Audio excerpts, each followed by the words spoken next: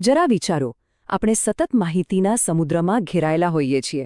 આસપાસ કેટલાય અવાજો, દ્રશ્યો, વિચારો, તો પછી આપણું મગજ આટલા બધા વિકલ્પોમાંથી કોઈ એક વસ્તુ પર ધ્યાન કેવી રીતે કેન્દ્રિત કરે છે? અને શા માટે? બસ, આજે આપણે ધ્યાનની આ જ અદ્ભુત દુનિયાને સમજવાના છીએ.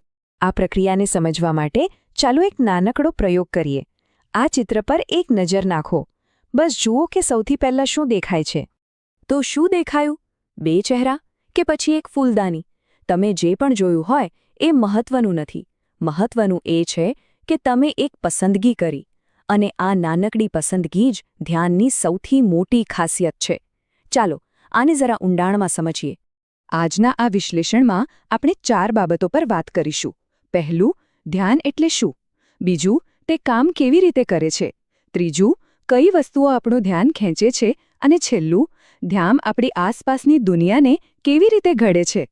તો ચાલો સૌથી પહેલાં એ સ્પષ્ટ કરી લઈએ કે મનોવિજ્ઞાનમાં જ્યારે ધ્યાન શબ્દ વપરાય છે ત્યારે એનો અર્થ ખાલી જોવાનો નથી થતો, એનાથી ઘણો વધારે છે.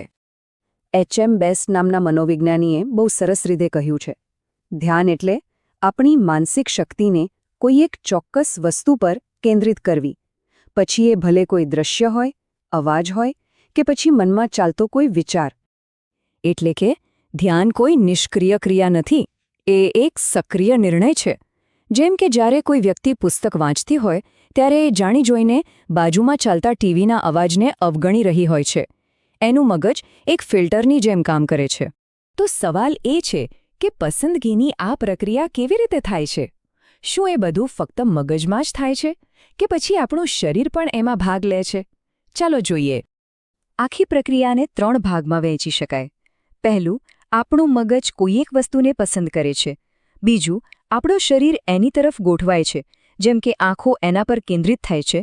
અને ત્રીજું, આપણું મન એના વિશે વધુ જાણવાનો પ્રયાસ શરૂ કરે છે.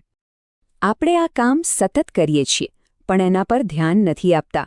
જેમ કે કોઈ અવાજ સ્પષ્ટ સાંભળવા માટે આપણે માથું એ તરફ નમાવીએ છીએ. દૂરની વસ્તુ જોવા માટે આંખો ઝીણી કરીએ છીએ.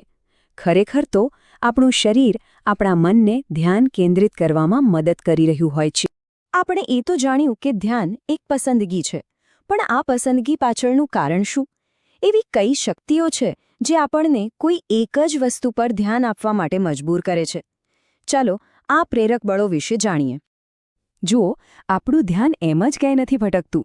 એની પાછળ આપણી જરૂરિયાતો, આપણો રસ અને આપણા લક્ષ્યો કામ કરતા હોય છે.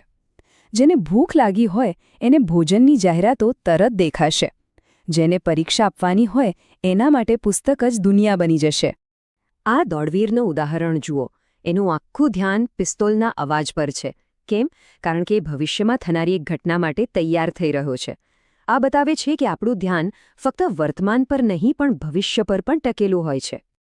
સારું, જ્યારે આપણે કોઈ એક વસ્તુ પર ધ્યાન આપીએ છીએ ત્યારે બાકીની બધી વસ્તુઓનું શું થાય છે? એ ક્યાં જાય છે? ચાલો હવે આપણે ધ્યાનના આ સૌથી રસપ્રદ પાસાને સમજીએ. ચાલો પેલી શરૂઆતવાળી છબી પર પાછા જઈએ. આ એક જ ચિત્ર આપણા ધ્યાનના 2 મુખ્ય ક્ષેત્રોને બહુ જ સ્પષ્ટ રીતે સમજાવી દેશે. માની લો કે તમે ફૂલદાની પર ધ્યાન કેન્દ્રિત કર્યું, તો એ તમને એકદમ સ્પષ્ટ અને સાફ દેખાશે. મનોવિજ્ઞાનમાં આને કેન્દ્ર પ્રદેશ કહે છે. અને એ જ સમયે જે 2 ચહેરા છે એ જાણે ધૂંધળા થઈને પાછળ જતા રહેશે. એને કહેવાય છે સીમા પ્રદેશ. હવે એક પ્રયત્ન કરો. શું એવું શક્ય છે કે ફૂલદાની અને 2 ચહેરા બંને એક જ સમયે એકસરખી સ્પષ્ટતાથી દેખાય? ના, લગભગ અશક્ય છે, ખરું ને? બસ આ જ તો આપણા ધ્યાનની તાકાત અને મર્યાદા છે. એની પાસે એક તીક્ષ્ણ કેન્દ્ર હોય છે અને એક અસ્પષ્ટ સીમા. તો ટૂંકમાં કહીએ તો ધ્યાન એટલે શું? એ માત્ર જોવું નથી. એ એક સક્રિય પસંદગી છે, શારીરિક સમાયોજન છે, માનસિક શોધખોળ છે. તે આપણી જરૂરિયાતોથી ચાલે છે અને આપણી વાસ્તવિકતાને એક માળખું આપે છે.